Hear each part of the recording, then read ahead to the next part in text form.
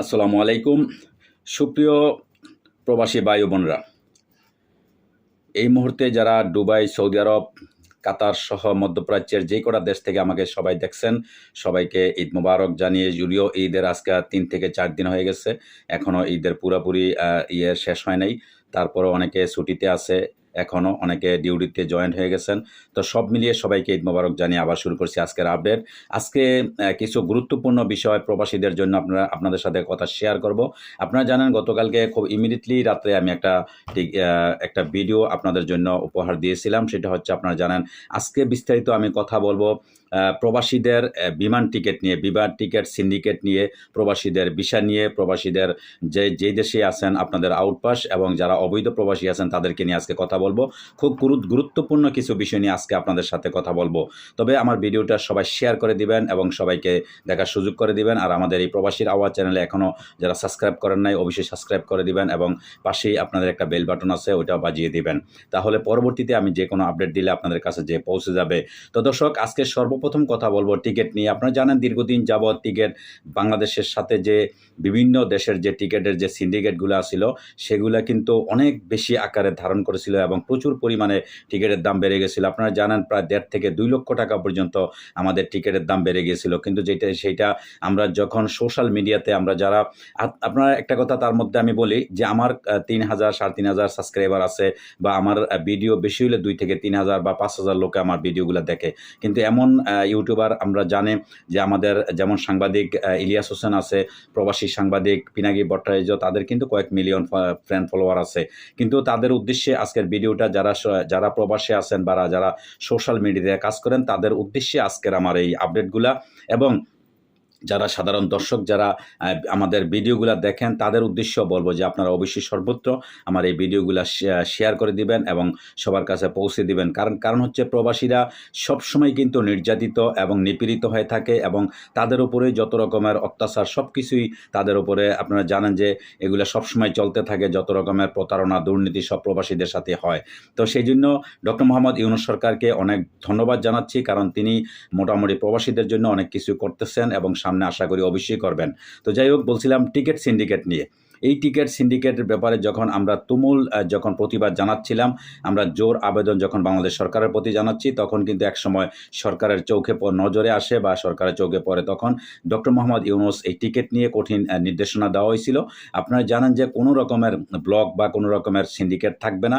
একদম একটা নির্দেশনা দেওয়া হয়েছে, যে টিকিট কাটবে তার পাসপোর্ট অবশ্যই লাগবে, পাসপোর্ট ভিসা দিয়ে সে টিকিট কাটতে পারবে। তার নামে টিকিটটা হবে, নামে বেনামে ব্লক করে 6,000 7,000 10,000 টিকিট কেউ ব্লক করতে পারবে না। কিন্তু দুর্ভাগ্যবশত দীর্ঘদিন মোটামুটি কয়েক মাস একটু ভালো ছিল, টিকিটের দামটা নর্মাল ছিল। আবার গতকালকের থেকে আজকে 2 দিন কিন্তু টিকিটের দামটা প্রচুর পরিমাণে বেড়ে গেছে। এবং আমরা যদি এটার প্রতিবাদ না জানাই বা আমরা সোশ্যাল মিডিয়াতে যদি কথা না বলি, তাহলে এই টিকিটের দামটা বাড়তে বাড়তে আবার যারা দুষ্কৃত বা যারা এই ধরনের সবসময় সুযোগ সন্ধানে থাকে, তারা কিন্তু সবসময় কিন্তু এগুলা করেই যাবে, তারা কিন্তু এটা সুযোগে থাকে। তো সেই সুযোগটা যেন এই ধরনের দুষ্কৃত যারা এই সিন্ডিকেটকারী, তারা যাতে এই ধরনের সুযোগটা না পায়, সেই জন্য আপনারা অবশ্যই এটা সচেতন থাকবেন।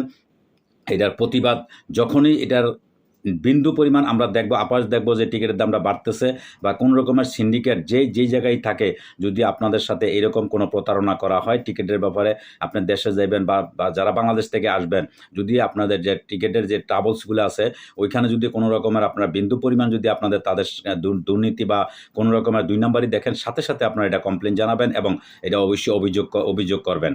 তো এই জন্য আজকের ভিডিওটা আমার সবচেয়ে বেশি গুরুত্বপূর্ণ প্রবাসীদের জন্য, কারণ আমাদের এই টিকিট সিন্ডিকেটের জন্য আমরা দীর্ঘদিন যাবৎ বছরের পর বছর আমরা দেশে যাইতে পারি না, এরকম বহুত প্রবাসী আছে।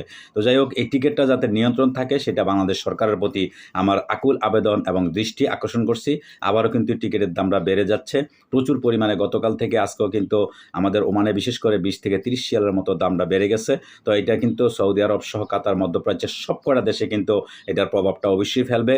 কারণ এই সিন্ডিকেটটা কিন্তু শুধু এক দেশে নয়, এটা সব দেশের সাথে কিন্তু ওতপ্রোতভাবে জড়িত আছে। তো যাই হোক, এটা হচ্ছে টিকিট সিন্ডিকেট। আর ভিসার ব্যাপারে বিশেষ করে আপনারা জানেন যে গত কয়েকদিন আগে আমাদের ডক্টর মোহাম্মদ ইউনূস তিনি বলেছেন দুবাইয়ের ভিসা খুব শীঘ্রই খুলবে, তিনি দুবাইয়ের কথা বলেছেন। তার পাশাপাশি আপনারা জানেন মালয়েশিয়া, সৌদি আরব সহ মধ্যপ্রাচ্যের সবকটা দেশে, ওমান সহ কিন্তু সব দেশেই কিন্তু ভিসা বর্তমানে বন্ধ আছে, কিন্তু এই ভিসাগুলো চালু করবে, চালু হওয়ার কথা রয়েছে। তো বিশেষ করে ওমানে কিন্তু ভিসা খুব শীঘ্রই, ভিসা 2-1 মাসের মধ্যে ভিসা খুলে দিবে, এরকম একটা প্রস্তাব বা এরকম একটা আশা আমরা ব্যক্ত করছি, বা আমরা যেটা শুনতে পারছি যে ভিসা খুব শীঘ্রই খুলে দিবে। তবে দর্শক, আপনাদেরকে একটা কথা বলি, আপনারা অবশ্যই ধৈর্য হারা হবেন না, ধৈর্য রাখবেন। আর আপনারা কোনো প্রতারক বা কোনো দালাল চক্রের কাছে আপনারা কখনো পাসপোর্ট এবং টাকা এই মুহূর্তে দিবেন না। যখন ভিসা চালু হয়ে যাবে বা ভিসা ওপেন খোলা হবে, শ্রমিক ভিসার ব্যাপারটা কিন্তু এটা আপনারা সবাই জানেন, এটা নিয়ম সিস্টেম, আমি সব কিছু আপনাদের তার আগে কয়েকটা ভিডিওর মধ্যে বলে দিছি যে যদি ওমানে ভিসা খোলে বা দুবাইতে ভিসা খোলে আপনারা কীভাবে আসবেন। দুবাইয়ের ভিসা খোলার পরে দুবাইতে যে লোকগুলা যায় ওইটার সিস্টেম ভিন্ন, ওমানের সিস্টেম ভিন্ন, সৌদি আরবের সিস্টেম, এক একটা দেশের এক একটা সিস্টেম আছে। কীভাবে কোন দেশে কীভাবে যাবেন, আমি যখন যেই দেশের ভিসায় চালু হোক ওই দেশের ভিসাটা আপনারা কিভাবে পেতে পারেন, তার পাশাপাশি ভিসাটা যখন বাংলাদেশে যাইব ওই ভিসাটা দিয়ে আপনি কিভাবে আবার ওই দেশে ঢুকতে পারবেন বা কী কী সিস্টেম নিয়ম কারণ এটা আপনাদেরকে বলে দেব। কোনো দালাল ফালালের কোনো কিছু প্রয়োজন হবে না, সরাসরি আপনি সব কিছু করে আসতে পারবেন। আর এখন আপনারা জানেন যে অনলাইন প্ল্যাটফর্মে কিন্তু সব কিছু বিস্তারিত বলে দেওয়া হয়েছে, সব কিছু আপনি কি আপনি জানতে চান সব কিছু কিন্তু আপনি বর্তমানে আপনি ইউটিউবের মধ্যে আপনি পেয়ে যাবেন, বা গুগলে আপনি চার্জ দিবেন, ওইখানেও আপনি পেয়ে যাবেন। তো এইগুলো আপনারা জেনে শুনে সব কিছু করবেন, আপনার কারো কাছে যাতে প্রতারিত না হন। আর দর্শক, আউটপাসের সম্পর্কে অনেকে আমাকে প্রশ্ন করছেন যে ওমানের আউটপাস, আমি আবারও বলছি যে ওমানের আউটপাস চলমান, তবে এটা কিন্তু সীমিত আকারে। এটা আপনারা জানেন ওমানে বাংলাদেশের যে দূতাবাস আছে মাসকাটে, দূতাবাসের অনুরোধে ওমান সরকার এখনও এটা অব্যাহত রাখছে। এটা আগামী জুলাই 31 পর্যন্ত এটা বলবৎ থাকবে।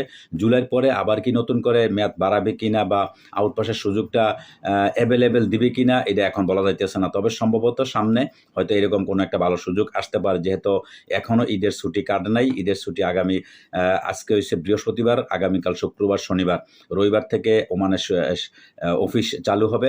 তখন রবিবার সোমবারে নতুন আপডেট কি হয় বা কি নির্দেশনা ওমানের শ্রম মন্ত্রণালয় থেকে ওমানে যারা অবৈধ প্রবাসী আছে বা যারা যে ঘোষণাটা করা হয়েছিল আউটপাস যে প্যাকেজ যেটা দেওয়া হয়েছিল অবৈধ লোকদের বৈধ করার জরিমানা মকুবের ব্যাপারে যে কথাবার্তাগুলো হয়েছিল, সেই ব্যাপারেও কিন্তু একটা নতুন আপডেট অবশ্যই আসবে। আমরা সেই আশাবাদে আছি বা সেই অবশ্যই আমরা সেই ব্যাপারে চোখ কান আমরা খোলা রাখছি যে খুব দ্রুত তাড়াতাড়ি যে কোনো আপডেট আসলে আপনাদেরকে অবশ্যই জানার চেষ্টা করব, যাতে খুব সহজেই কার্যকারী হয়। আর আমার সাথে সবসময় কিন্তু যারা এই দেশে যারা ওইখানে আপনারা জানেন মিনিস্টারি অফিসে বা লেবার কোডে বা এই সমস্ত কাজে যারা নিয়োজিত আছে, আমার অনেক পরিচিত বন্ধুবান্ধব বা অনেক লোক আছে, তাদের সাথে আমি সর্বত্রই যোগাযোগ রাখছি। কখন কি আপডেট আসে অবশ্যই আপনাদের জানার চেষ্টা করব। তো দর্শক, সে পর্যন্ত অবশ্যই ভালো থাকবেন। আল্লাহ হাফেজ।